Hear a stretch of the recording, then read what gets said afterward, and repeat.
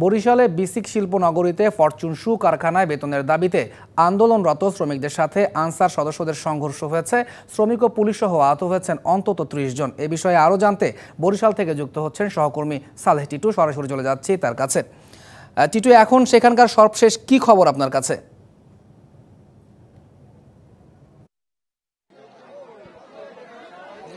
ধন্যবাদ তহিদ আপনাকে। আসলে এখন যারা বিসিক শিল্পনগরী এখানে ফরচুন শু কোম্পানির ৩টি কারখানা রয়েছে, সেই কারখানায় প্রায় ৪,০০০ শ্রমিক কর্মরত।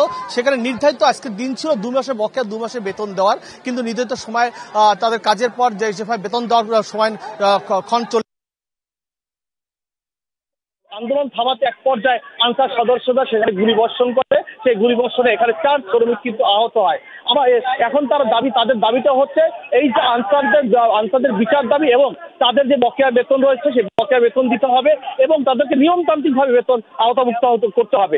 এই মুহূর্তে আমার সামনে রয়েছেন একজন শ্রমিক, তার সাথে আমি কথা বলবো। আপনাদের কি অবস্থা হয়েছিল সেটা একটু জানাবেন।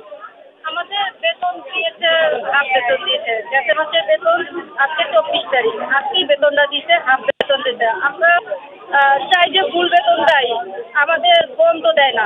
আমাদের মাসে একটা বন্ধ দেয়, তারপরও দেয় না। তারপর যাদের ৭,০০০ টাকা বেতন তাদেরও সবাই দেয় না। তারপর ডিউটি করায়, কোনো নিয়ম নীতি কিছু নাই। সালেহ টিটু, ধন্যবাদ আপনাকে। নগদে ৫০০ টাকা বা তার বেশি পেমেন্টে পেতে পারেন ঢাকায় জমিসহ ২০ কোটি টাকার পুরস্কার।